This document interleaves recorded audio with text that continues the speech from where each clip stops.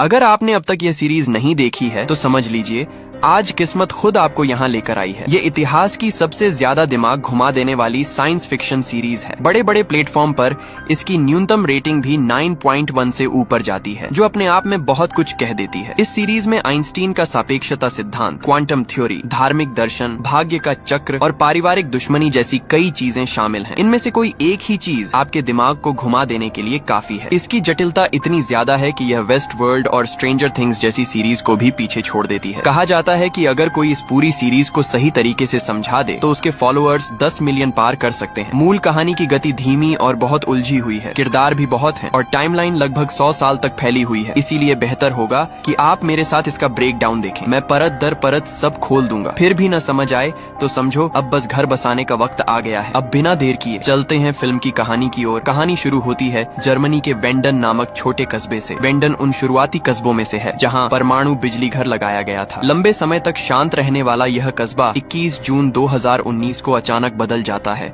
जब कस्बे का एक आदमी फांसी लगाकर आत्महत्या कर लेता है। वह सिर्फ एक अजीब सा सुसाइड नोट छोड़ता है, जिस पर खास तौर पर लिखा होता है कि इसे 4 नवंबर 2019 को रात 10:13 के बाद ही खोला जाए। आत्महत्या करने वाले का नाम माइकल कानवाल्ड था। उसका बेटा योनास कानवाल्ड इस घटना से बुरी तरह टूट गया। उसे समझ नहीं आ रहा था कि उसके पिता ने अचानक ऐसा कदम क्यों उठाया। 2 महीने से वह मानसिक रूप से भटका सा रह रहा था। उसकी माँ हन्ना कानवाल्ड एक मसाज थेरेपिस्ट है और बेटे से बिल्कुल उलट जल्दी ही पति की मौत के दुख से उबर जाती है। वह पड़ोस के पुलिस चीफ उलरिख नील्सन के साथ चुपके चुपके संबंध भी रखने लगती है। उसकी खिड़की पर चढ़ने की प्रैक्टिस देखकर साफ लगता था कि यह कोई नई बात नहीं है। घर में योनास की दादी इंस कानवाल्ड भी रहती है, जिनका फोटो हन्ना ने फैमिली फ्रेम से फाड़ दिया है। स्पष्ट है कि सास बहू के रिश्ते ठीक नहीं हैं। दूसरी ओर वही पुलिस चीफ उलरिख नील्सन सुबह सुबह जॉगिंग का नाटक करके घर लौटता है। घर पर उसकी पत्नी काथरीना नील्सन नाश्ता बना रही है। उनके 3 बच्चे हैं, बड़ा बेटा मैग्नस नील्सन, छोटा बेटा मिकेल नील्सन और बेटी मार्था नील्सन। हाल के दिनों में उलरिख का रोज सुबह दौड़ना काथरीना के मन में शंका की चिंगारी जगा रहा था। आज 4 नवंबर की रात आखिरकार दस्तक दे चुकी थी। घर में दादी घबराई हुई बैठी हैं ताकि ठीक समय पर चिट्ठी खोली जा सके। यही दिन योनास के स्कूल लौटने का भी है, लेकिन स्कूल पहुंचते ही उसे मीटिंग के लिए बुला लिया जाता है। संयोग से स्कूल की प्रिंसिपल पुलिस चीफ उलरिख की पत्नी काथरीना ही है, क्योंकि 13 दिन पहले योनास का सहपाठी नोआ रहस्यमय तरीके से गायब हो गया था। पुलिस ने हर जगह खोजा मगर कोई सुराग नहीं मिला। तभी योनास की गर्लफ्रेंड मार्था वहाँ पहुँचती है। वह उसे मुस्कुरा कर देखती है, लेकिन सीधे उसके दोस्त बार्टोज टाइडेमान के पास चली जाती है। कुछ ही दिनों की बीमारी में दोस्त ने उसकी गर्लफ्रेंड छीन ली। टाइडेमान परिवार वेंडन का मशहूर अमीर परिवार है। बार्टोज का पिता अलेक्जेंडर टाइडेमान कस्बे के परमाणु बिजली घर का डायरेक्टर है और माँ क्लाउडिया टाइडेमान कस्बे का इकलौता होटल चलाती है। हाल की घटनाओं के कारण होटल का कारोबार भी मंदा पड़ गया है। अलेक्जेंडर अपने बेटे से बहुत सख्ती से पेश आता है, जिसकी वजह से बार्टोज नशे का आदी बन गया है। संयोग से गायब हुआ नोआ एक गुफा में बहुत सारा गांजा छिपा कर रख गया था। यह बात पता चलते ही बार्टोज सुझाव देता है कि सब लोग रात को वेंडन की गुफा में जाकर उसे निकालें और बेच दें, पक्का बड़ा मुनाफा होगा। इधर दूसरी तरफ गायब लड़के नोआ के माता पिता पुलिस स्टेशन पहुंचते हैं और पूछते हैं कि अब तक उनका बेटा क्यों नहीं मिला। थाने की इंचार्ज शार्लोट डॉपलर उलरिख की सीनियर है। उसका पति पीटर डॉपलर एक मनोवैज्ञानिक डॉक्टर है। उनकी 2 बेटियां हैं, बड़ी फ्रांसिस्का डॉपलर और छोटी एलिजाबेथ डॉपलर। नोआ की माँ बहुत भावुक और गुस्से में है। इतने दिनों बाद भी बेटे का कोई पता नहीं चला और उसे पक्का यकीन है कि पुलिस ने सच में खोजने की कोशिश ही नहीं की। शार्लोट उसे समझाने की कोशिश करती है मगर वह सबके सामने उस पर थूक देती है। तभी उलरिख बीच में आकर हालात संभालता है और किसी तरह दोनों को शांत करके वहाँ से भेज देता है। इसके बाद उलरिख और शार्लोट ऑफिस में सुरागों की समीक्षा करते हैं, लेकिन दोनों में बहस हो जाती है। उलरिख का मानना है कि नोआ बस घर से भाग गया होगा, क्योंकि वेंडन कस्बे में कभी कोई बड़ा अपराध हुआ ही नहीं। शार्लोट तुरंत इसका विरोध करती है। असल में नोआ वेंडन कस्बे का पहला लापता व्यक्ति नहीं है। 33 साल पहले उलरिख का भाई मैड्स नील्सन भी वेंडन की गुफा के पास गायब हो गया था और आज तक नहीं मिला। भाई का जिक्र आते ही उलरिख भावुक हो जाता है। वह मानने को तैयार नहीं कि दोनों घटनाओं का आपस में कोई संबंध है। गुस्से में वह पुलिस स्टेशन से निकल जाता है और अपनी माँ के घर पहुँचता है। 33 साल पहले बेटे के गायब होने के बाद से उसकी माँ ने कभी उसे ढूंढना नहीं छोड़ा। नोआ के गायब होने के बाद वह फिर जंगल गई थी, जहाँ उसे अपने बेटे की पसंदीदा चॉकलेट का रैपर मिला। अजीब बात यह थी कि वह रैपर बिल्कुल नया लग रहा था, जैसे अभी अभी गिराया गया हो। उसे लगता है कि कस्बे में सब कुछ किसी चक्र की तरह दोहराया जा रहा है, बिल्कुल 33 साल पहले जैसा। इसी दौरान वेंडन के एक मानसिक चिकित्सालय में एक सफेद बालों वाला बूढ़ा आदमी कुर्सी पर लेटा बार बार बड़बड़ा रहा है। अभी तक यह रहस्य बना हुआ है कि वह किस बात का इशारा कर रहा है, लेकिन एक चीज साफ है, वेंडन कस्बा उतना शांत और सुरक्षित नहीं जितना बाहर से लगता है। अब तक लगभग सारे सुराग उसी घने जंगल और उसके भीतर मौजूद रहस्यमयी गुफा की ओर इशारा कर रहे हैं। तभी दृश्य बदलता है। गुफा के अंदर से एक रेनकोट पहने रहस्यमयी आदमी बाहर आता है। क्या वही नोआ के गायब होने का जिम्मेदार है? और माइकल के पत्र में आखिर लिखा क्या है? अब तक कहानी के 4 बड़े परिवार सामने आ चुके हैं और इस सीरीज में रिश्तों की कड़ियां बेहद अहम हैं। चलिए एक बार इन्हें दोहरा लें। सबसे पहले है कर्नवाल्ड परिवार। पिता माइकल कर्नवाल्ड, जिसने शुरुआत में आत्महत्या की, बेटा योनास कर्नवाल्ड, पत्नी हन्ना कर्नवाल्ड और दादी इनस कर्नवाल्ड। दूसरा है नीलसन परिवार। पिता उल्रिख नीलसन, जो कस्बे के पुलिस चीफ हैं, और माँ काथरीना नीलसन, जो स्कूल की प्रिंसिपल है। उनके 3 बच्चे हैं, बड़ा बेटा मैग्नस नीलसन, बेटी मार्था नीलसन और छोटा बेटा मिकेल नीलसन। इसके अलावा उल्रिख की माँ भी इस परिवार में शामिल है। तीसरा है टाइडेमान परिवार, जो कस्बे का अमीर परिवार है। पिता अलेक्जेंडर टाइडेमान परमाणु बिजली घर के डायरेक्टर और माँ क्लाउडिया टाइडेमान 5 सितारा होटल की मालकिन। उनका बेटा बार्टोज टाइडेमान है। चौथा है डॉपलर परिवार। पिता पीटर डॉपलर मनोवैज्ञानिक डॉक्टर और पत्नी शार्लोट डॉपलर, जो वेंडन की पुलिस चीफ है। बेटियां हैं फ्रांजिस्का डॉपलर और एलिजाबेथ डॉपलर। साथ ही इस परिवार में एक बूढ़ा आदमी भी है। पीटर डॉपलर का पिता हेल्गे डॉपलर, जो अल्जाइमर से पीड़ित है। अब तक कहानी में लापता लोग भी सामने आए हैं। साल 1986 में गायब हुआ उल्रिख नीलसन का भाई मैड्स नीलसन और साल 2019 में गायब हुआ नोआ। असल में ये अभी सारे किरदार नहीं हैं। जैसे जैसे कहानी आगे बढ़ेगी नए लोग जुड़ते जाएंगे। आगे क्या होगा उसके लिए तैयार रहिए, मजा अभी शुरू हुआ है। 21 जून 2019 को माइकल रहस्यमय तरीके से फांसी लगाकर मर जाता है और अपने बेटे योनास के लिए सिर्फ एक अजीब सा पत्र छोड़ता है, जिसे 4 नवंबर 2019 रात 10:13 के बाद ही खोलने को कहा गया था। 21 अक्टूबर 2019 को एक लाल बालों वाला लड़का नोआ जंगल में रहस्यमय तरीके से गायब हो जाता है। पुलिस पूरे कस्बे को छान मारती है, लेकिन कोई सुराग नहीं मिलता। और सबसे अजीब बात, 33 साल पहले मैड्स नीलसन भी इसी जंगल में गायब हुआ था और आज तक उसका कोई पता नहीं चला। जैसे जैसे 4 नवंबर करीब आता है, तनाव बढ़ता जाता है। नोआ को गायब हुए 13 दिन हो चुके हैं और उसी दिन माइकल का पत्र खुलना है। स्कूल की प्रिंसिपल काथरीना नीलसन फिर से पेरेंट्स मीटिंग बुलाती है। पुलिस चीफ शार्लोट डॉपलर से कहती है कि स्कूल की सुरक्षा बढ़ाई जानी चाहिए और सभी माता पिता से नोआ को ढूंढने में सहयोग करने की अपील करती है। तभी पीटर डॉपलर के पिता हेल्गे डॉपलर अचानक अंदर आ जाते हैं। उन्हें अल्जाइमर है और वह बार बार अजीब बातें दोहरा रहे होते हैं। शार्लोट तुरंत उन्हें पकड़कर मीटिंग रूम से बाहर ले जाती है। बाहर आते ही कस्बे में बारिश शुरू हो जाती है। पीटर बारिश को देखते हुए फिर बड़बड़ाते हैं। उस समय घड़ी रात 10:02 दिखा रही होती है। उधर इंस कानवाल्ड कमरे में अकेली बैठी बेटे का पत्र हाथ में लिए आखिरी समय का इंतजार कर रही है। उसने पत्र वाली बात किसी को नहीं बताई। जल्द ही समय 10:14 हो जाता है। वह बेसब्री से पत्र खोलती है, मगर उसे पढ़कर हैरान होने के बजाय शांत रहती है, जैसे उसे पहले से ही सब पता हो। इसी समय योनास की माँ हन्ना कर्नवाल्ड परमाणु बिजली घर के डायरेक्टर अलेक्जेंडर टाइडेमान को मसाज देते हुए उससे प्लांट की बात करती है। पता चलता है कि वेंडन का परमाणु प्लांट भी 33 साल पहले बना था और सोवियत संघ की परमाणु दुर्घटना के कारण सरकार अगले साल इसे बंद करने वाली है। ऐसा हुआ तो पूरे कस्बे में बिजली संकट खड़ा हो सकता है। बारिश शुरू होने से 12 मिनट पहले जब माता पिता मीटिंग में चिंतित बैठे थे, कुछ लड़के चुपके से जंगल में घुस जाते हैं। दरअसल गायब होने से पहले नोआ ने गुफा के पास काफी मात्रा में गांजा छिपा रखा था। अब ये लोग सोचते हैं कि उसे निकाल कर बेच देंगे और थोड़ा जेब खर्च कमा लेंगे। रास्ते में योनास दूर खड़े परमाणु प्लांट को देखता है और उसे अजीब सा एहसास होता है कि कुछ गड़बड़ है। वे जल्दी ही गुफा तक पहुंच जाते हैं, मगर वहां पहले से फ्रांजिस्का डॉपलर मौजूद मिलती है और उसके हाथ में नोआ का गांजा होता है। तभी गुफा के अंदर से अजीब आवाज आती है और टॉर्च भी खराब हो जाती है। जंगल का डरावना माहौल चरम पर पहुंच जाता है और सब डरकर भागने लगते हैं। भागते समय योनास गिर पड़ता है। जब वह उठता है, बाकी सब जा चुके होते हैं। तभी पीछे से कोई उसका नाम पुकारता है। घबराया हुआ योनास धीरे धीरे मुड़ता है और जो देखता है वह और भी डरावना होता है। उसे अपने वही पिता दिखाई देते हैं जो मर चुके थे। फटे पुराने कपड़े, बिखरे बाल और चेहरे पर काला तरल बहता हुआ। समझ नहीं आता कि वह तेल है या खून। डर के मारे योनास भागकर जंगल से बाहर निकल जाता है। तब तक बारिश तेज हो चुकी होती है। बाहर सब फिर मिलते हैं, लेकिन मैग्नस नीलसन और मार्था नीलसन के सिर्फ अपनी जान बचाकर भागने की वजह से उनका छोटा भाई मिकेल नीलसन उनसे बिछड़ जाता है। मीटिंग में मौजूद माता पिता को फोन आता है और वे तुरंत पहुंचते हैं। पुलिस भी मौके पर आ जाती है। सब अपने अपने बच्चों को देखने लगते हैं। योनास अभी भी जो देखा उससे स्तब्ध खड़ा रहता है। इसी बीच उल्रिख नीलसन टॉर्च लेकर जंगल में घुस जाता है। वह पूरी रात खोजता है मगर कुछ नहीं मिलता। अगले दिन पुलिस फिर जंगल को घेर कर हर इंच जमीन को स्कैन करती है। तभी शार्लोट को उसके पति पीटर डॉपलर का फोन आता है। लगता है वह उसे कुछ जरूरी बात बताना चाहता है, लेकिन जांच में व्यस्त शार्लोट डॉपलर उसके हिचकिचाने से परेशान होकर फोन काट देती है। उसी वक्त एक चौंकाने वाली चीज मिलती है। पुलिस को पत्तों के नीचे एक लड़के की लाश मिलती है। उलरिक नील्सन कांपते हाथों से पत्ते हटाता है। चेहरा देखते ही वह राहत की सांस लेता है। वह न तो उसका बेटा मिकेल नील्सन है न ही नोआ, लेकिन असली रहस्य कुछ और है। उस लड़के की आंखें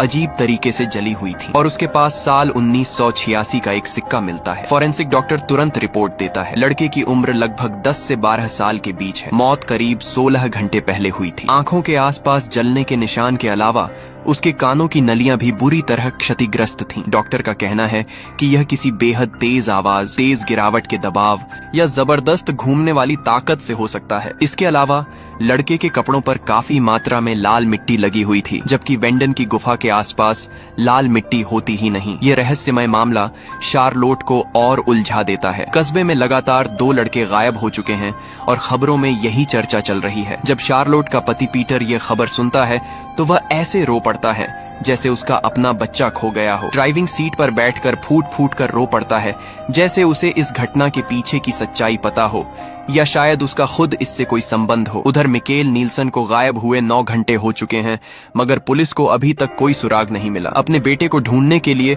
उलरिक नील्सन खुद रहस्यमय गुफा में जाता है। गुफा के अंदर गहराई में उसे एक जंग लगा लोहे का दरवाजा मिलता है, जिसके पीछे संयोग से एक कस्बे का परमाणु बिजली घर है। वह तुरंत बारिश में भीगते हुए बिजली घर पहुंचता है और डायरेक्टर अलेक्जेंडर टाइडेमन से अंदर जाने की विनती करता है, लेकिन अलेक्जेंडर साफ कह देता है कि बिजली घर एक संवेदनशील जगह है। भले ही उलरिक पुलिस चीफ हो, ऊपर से सर्च वारंट के बिना कोई अंदर नहीं जा सकता। बेबस होकर उलरिक वापस थाने लौट आता है। उसी समय हन्ना कानवाल थाने आती है। उलरिक घबराकर उसे रिकॉर्ड रूम में ले जाता है। हन्ना उसे सांत्वना देने की कोशिश करती है, मगर वह उसे धक्का देकर अलग कर देता है। जब बेटा ही गायब हो गया हो तो उसे रोमांस की फुर्सत कहाँ। इधर पुलिस अभी भी जंगल में खोजबीन कर रही होती है, लेकिन उन्हें पता नहीं कि एक रेनकोट पहना रहस्यमयी आदमी सूटकेस लेकर जंगल में आ चुका है। वह पहाड़ी से सब कुछ चुपचाप देखता है। बाद में वह क्लाउडिया टाइडेमान के होटल में कमरा लेता है और कमरे की दीवारों पर तरह तरह के कागज चिपका देता है। उस रहस्यमयी आदमी की गर्दन पर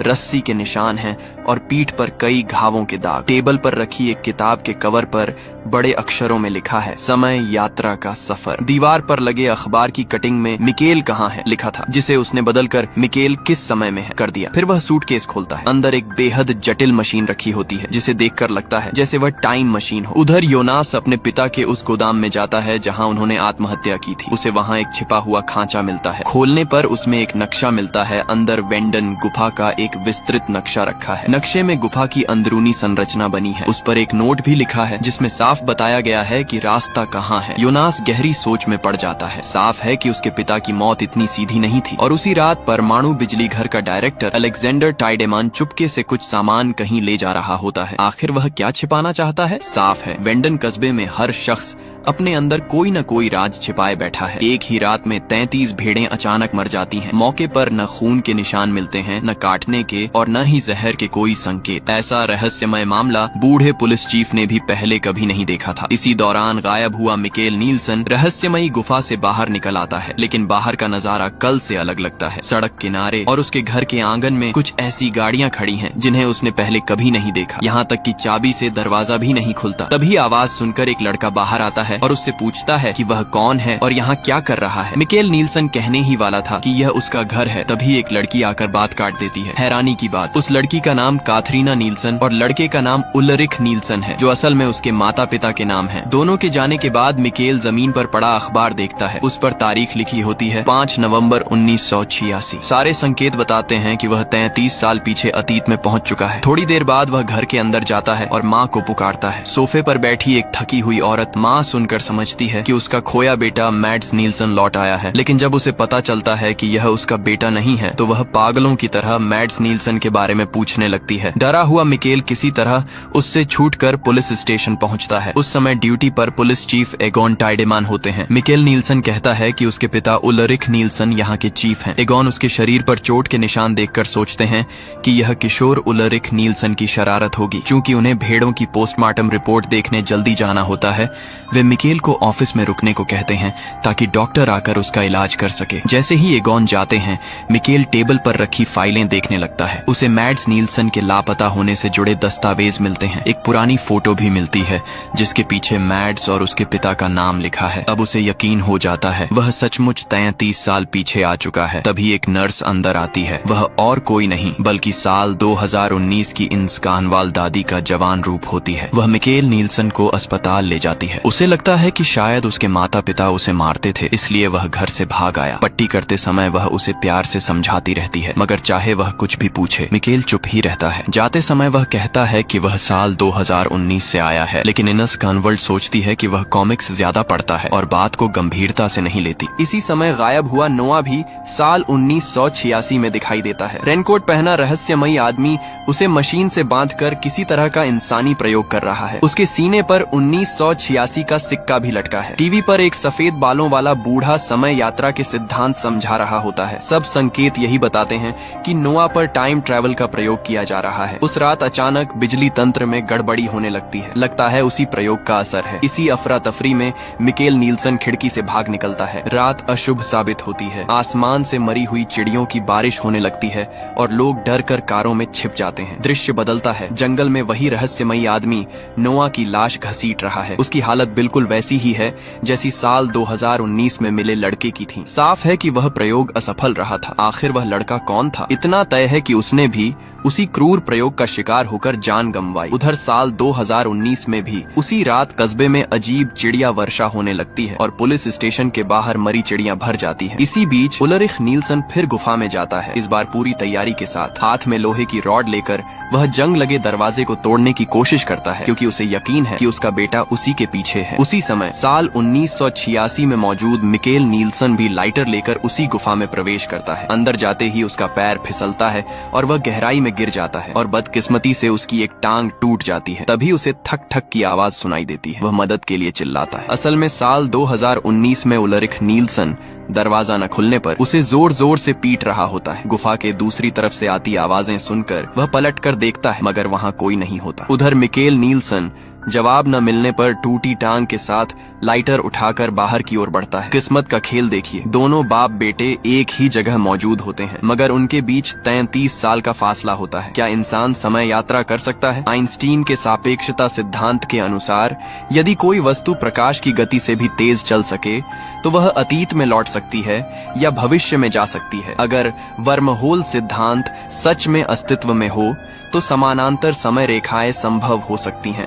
यहाँ तक कि इंसान अपने ही दूसरे रूप से मिल सकता है। यही इस कहानी का मुख्य विचार है। इसीलिए अगर कहा जाए कि यह इतिहास की सबसे दिमाग घुमा देने वाली साइंस फिक्शन कहानी है, तो यह बिल्कुल भी अतिशयोक्ति नहीं होगी। बड़ी संख्या में भेड़ों और पक्षियों की रहस्यमयी मौत के मामले में साल 1986 के पशु विशेषज्ञ का मानना था कि भेड़ें डर से मरी क्योंकि वे बहुत संवेदनशील होती हैं। बस 2-3 के घबराने से पूरा झुंड नियंत्रण खो देता है। लेकिन समस्या यह थी, सभी भेड़ों के कान के पर्दे बुरी तरह फटे हुए थे। साल 2019 के फॉरेंसिक विशेषज्ञ ने ज्यादा पेशेवर निष्कर्ष दिया। मरी हुई चिड़ियों की खोपड़ी और कान के पर्दे भी क्षतिग्रस्त थे। संभवतः वे दिशा भ्रमित होकर गिरी, शायद किसी शक्तिशाली विद्युत तरंग या रेडियो वेव के कारण। जंगल में मिले लड़के के साथ भी यही हुआ था। आंखों के जलने के अलावा उसके कान भी इसी तरह खराब थे। स्पष्ट है इन घटनाओं के पीछे कोई असामान्य ऊर्जा प्रभाव है। समय फिर 1986 में लौटता है। उस दिन लीना टाइडेमान को वेंडन परमाणु संयंत्र का नया प्रमुख चुना जाता है। उनके पिता कस्बे के पुलिस प्रमुख एगॉन टाइडेमान हैं। उनकी एक युवा और सुंदर बेटी भी है, वही जो साल 2019 में होटल मालकिन क्लाउडिया टाइडेमान के रूप में जानी जाती है। सुरक्षा कर्मी हेल्गे डॉपलर उन्हें एक जॉइनिंग गिफ्ट देते हैं, एक किताब जिसका नाम है समय यात्रा का सफर। वही हेल्गे डॉपलर जो 2019 में मानसिक रूप से अस्थिर वृद्ध के रूप में दिखते हैं। पद संभालते ही लीना टाइडेमान पिछले 2 साल का डेटा देखती हैं और सिर्फ 2 पन्ने पढ़कर ही गड़बड़ी पकड़ लेती हैं। गुस्से में वह रिटायर्ड पुराने स्टेशन चीफ के पास जाती है। वह उन्हें बिजली घर के प्रतिबंधित इलाके में ले जाता है। जालीदार दरवाजा खोलते ही सामने एक गुफा दिखाई देती है। लीना रस्सी से नीचे उतरती है और गुफा के अंदर जाती है। अंत में उन्हें ऐसी परमाणु कचरे की ढेर मिलती है जिसे हटाया नहीं जा सकता। दूसरी तरफ शार्लोट डॉपलर फिर मिकेल नील्सन के गायब होने वाली जगह की जांच करती है। वह सड़क किनारे लगे कैमरे की मेमोरी निकालकर फुटेज देखती है और पाती है कि रात 9:30 बजे उसके पति पीटर डॉपलर की कार वहीं से गुजरी थी, ठीक उसी समय जब मिकेल नील्सन गायब हुआ था। वह तुरंत एक लकड़ी के केबिन पर जाती है। यह वही जगह थी जहां पीटर अपने पिता के साथ रहा करता था। बाहर उसे लाल मिट्टी मिलती है, बिल्कुल वैसी ही जैसी जंगल में मिले लड़के के कपड़ों पर थी। जमीन पर टायर के निशान भी होते हैं। अब उसे शक हो जाता है कि पीटर डॉपलर का उस लाश से कोई न कोई संबंध है। केबिन के पास ही उसे एक दरवाजा मिलता है। अंदर एक तंग गोदाम है जो नोआ पर किए गए प्रयोग वाले कमरे जैसा लगता है। उसी दिन बेटी एलिजाबेथ डॉपलर स्कूल से लौटकर जेब से एक पॉकेट वॉच निकालकर शार्लोट डॉपलर को देती है। वह कहती है कि यह घड़ी उसे नोआ नाम के व्यक्ति ने दी और कहा कि यह पहले शार्लोट की ही चीज थी। जब घड़ी खोली जाती है तो अंदर सच में उसका नाम लिखा होता है। फिर एलिजाबेथ नोआ का एक चित्र भी बनाती है। दूसरी ओर योनास अपने पिता का छोड़ा हुआ नक्शा लेकर कई बार गुफा में जाता है, लेकिन हर बार खाली हाथ लौटता है। उसे नहीं पता कि उसकी हर हरकत पर एक रहस्यमयी आदमी नजर रख रहा है। रात को वही आदमी चुपके से योनास के कमरे में आता है और नक्शे पर कुछ निशान लगा देता है। अगले दिन होटल छोड़ते समय वह क्लाउडिया टाइडेमान को एक पैकेट देता है और कहता है कि इसे आज रात तक योनास कानवाल्ड को जरूर दे देना। उसी दिन योनास कब्रिस्तान में पिता की कब्र पर जाता है। तभी वह रहस्यमयी आदमी सूटकेस लेकर उसके पास आता है। वह कहता है कि उसके पिता ने कभी उसकी जान बचाई थी। फिर वह कुछ रहस्यमयी वाक्य कहता है। इसके बाद चला जाता है। लेकिन उसी दिन पूरे कस्बे को हिला देने वाली घटना फिर घटती है। एक 9 साल का लड़का रहस्यमय तरीके से गायब हो जाता है। सिर्फ 10-15 दिनों में कस्बे से 3 लड़के गायब हो चुके हैं। पुलिस प्रमुख उलरिक नील्सन खुद को पूरी तरह असफल महसूस करता है। उसे लगता है कि 33 साल पहले उसके भाई के गायब होने की वजह उस समय के पुलिस प्रमुख की नाकाबिलियत थी, मगर अब 33 साल बाद वही नाकाबिल इंसान वह खुद बन चुका है, क्योंकि उसका अपना बेटा भी लापता है। शार्लोट डॉपलर मानती है कि यह नीत्शे का अनंत पुनरावृत्ति सिद्धांत है। हमारा 1 साल 365 दिन का नहीं हो सकता। संभव है कि ब्रह्मांड का चक्र 33 वर्षों का हो। हर 33 साल बाद ब्रह्मांड रीसेट होता है और घटनाएं फिर से वैसी ही घटती हैं। उधर बार्टोस टाइडेमान को नोआ का फोन आता है। नोआ कहता है कि उसके पास बहुत सारा गांजा है। नशे का आदी बार्टोस उत्साहित हो जाता है और अपने दोस्त योनास को बताता है। उसे रात में साथ चलने को कहता है, लेकिन रात में वह वादा तोड़ देता है और मार्था नील्सन के कमरे में पहुंच जाता है। वही लड़की जिसे बार्टोस उससे छीन चुका था। दोनों का अधूरा प्यार फिर जाग उठता है और वे दोबारा साथ हो जाते हैं। उधर बार्टोस काफी देर तक योनास का इंतजार करता रहता है। फोन भी नहीं उठता तो वह अकेले ही नोआ की कार में बैठ जाता है। कुछ मिनट बाद वह कार से उतरता है और उसके चेहरे पर गहरी चिंता दिखती है। इधर योनास घर लौटता है तो उसे एक रहस्यमय पार्सल मिलता है। अंदर एक लैंप, एक सिग्नल डिटेक्टर और नक्शे पर लिखा संदेश होता है। साथ ही उसे अपने पिता का सुसाइड नोट मिलता है। तब उसे पता चलता है कि उसका पिता वही लड़का मिकेल नील्सन था जो साल 2019 में समय यात्रा करके 33 साल पीछे चला गया था, जहां नर्स इंस कानवाल्ड ने उसे गोद लेकर माइकल कानवाल्ड नाम दिया था। पिता लिखते हैं कि उन्हें नहीं पता वे आखिर किस समय या दुनिया से ताल्लुक रखते हैं। अंधेरे में जीते रहना नहीं चाहते, इसलिए वे अपनी जिंदगी खत्म करने का फैसला कर रहे हैं। चिट्ठी पढ़कर योनास सदमे में रह जाता है। अभी अभी जिसके साथ वह था वह असल में उसकी अपनी बुआ निकली। अब सवाल उठता है, उस रहस्यमय व्यक्ति के पास माइकल कानवाल्ड की चिट्ठी कैसे आई? उसका योनास कानवाल्ड से क्या रिश्ता है? कुल मिलाकर यह एक ऐसी सीरीज है जो रहस्यों से भरी हुई है। हर जगह सवाल, हर मोड़ पर नया जाल, हर जवाब नए सवाल खड़े करता है। तो आगे क्या होगा यह जानने के लिए अगले एपिसोड का इंतजार करना ही पड़ेगा। इतना देखने के बाद अगर आप सोच रहे हैं कि कहानी को यहाँ क्यों रोका गया, तो वजह साफ है। ये एक सीरीज है। हर एपिसोड करीब 90 मिनट का है। अगर सब कुछ एक साथ बताया जाए तो देखना भी भारी पड़ जाए। अब कहानी खत्म होने का वक्त है। सच्चे दिल से धन्यवाद उन सभी दोस्तों को जिन्होंने अंत तक देखा।